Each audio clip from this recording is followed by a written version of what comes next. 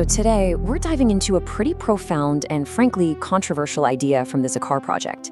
It's the theory that an ancient biblical text might actually be a detailed prophecy of the transatlantic slave trade. Now, that's a huge claim, connecting ancient scripture to one of the biggest tragedies in human history. So let's really dig into the evidence they present. The whole investigation really hangs on this one question. I mean, is it even possible for writings from thousands of years ago to contain a specific blueprint for an event that wouldn't happen for millennia? That's the mystery we're exploring. Okay, so our investigation starts in the Bible, specifically in the 28th chapter of Deuteronomy. Now, this chapter lays out a series of very specific consequences, or curses, that would happen to a people if they broke a covenant. We're going to look at some of the most detailed of these productions. And right away, the prophecy gets incredibly precise. It's not just about being taken captive, it's about how. It specifies transport by ships. That's not a vague detail, you know? It becomes a really crucial, verifiable piece of the puzzle. The imagery here is it's brutal, and it's specific, a yoke of iron on the neck. This isn't just a metaphor for a tough time, it's a literal description of an instrument of bondage. It's a tool designed for absolute control and dehumanization.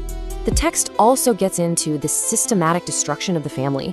It says children would be ripped away from their parents and sold off to other people. I mean, that's a complete societal breakdown at the most personal, fundamental level you can imagine.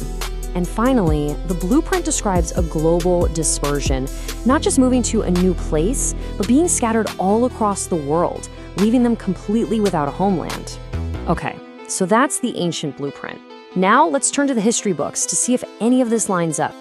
All right, so now we're going to pivot from the ancient text to historical fact. We're going to look closely at the transatlantic slave trade and see if it actually fits the specific criteria we've just laid out from Deuteronomy. So between the 16th and 19th centuries, it's estimated that 12.5 million Africans were forced onto ships and taken across the Atlantic. The scale of this is just staggering. But for our investigation, it's the unique and brutal kind of captivity that is so important. You see, this was not like other forms of slavery in history. This was a system called chattel slavery. And what that meant was that human beings were legally classified as property, as chattel, just like an animal or a piece of furniture. This system legalized their dehumanization and was built to systematically tear apart families and erase culture for generations to come. And the evidence for this isn't just in old documents. You can go to museums around the world right now and see the actual iron shackles, the neck collars, the branding tools that were used. They're just these silent, chilling witnesses to the mechanics of this entire system. So we have the ancient blueprint from Deuteronomy on one hand, and we have the historical record of the transatlantic slave trade on the other. Now let's put them side by side and really examine the correlation. This table right here, this is the heart of the Zakar Project's claim. On the left, you have the specific prophecies from Deuteronomy, and on the right, you have the documented realities of chattel slavery. These one-to-one parallels they present, from the ships to the iron yokes to the families being separated to the global scattering, this is the foundation for their entire argument. But the parallels don't just stop with the physical events. The investigation also looks at something deeper, something more psychological, the systematic erasure of identity and heritage. This idea of losing your heritage is also described in the book of Jeremiah. It talks about a people who would lose their connection to their own history, their land, their very sense of who they are. And this timeline shows how that loss of heritage was put into practice. Over the centuries, the descendants of the enslaved had their identifying labels changed again and again. But these changes weren't coming from them. They were imposed by outside forces.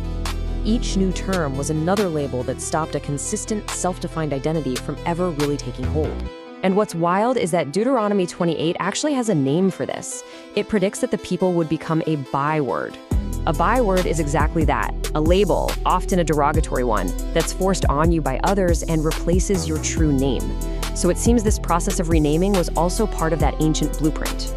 So after looking at all this evidence, the biblical text, the historical record, the physical artifacts, the patterns of identity loss, we're left with a pretty profound and honestly an unanswered question.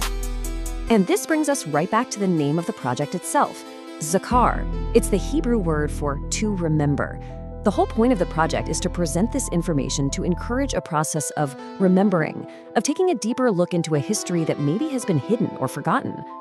And that's where we have to end. This explainer doesn't give you the answer. It just lays out the correlations and leaves you at the central question. If all these detailed parallels between an ancient text and a unique historical tragedy are not just one big coincidence, then what could that possibly mean for our understanding of history, of identity, and the legacy of that oppression today?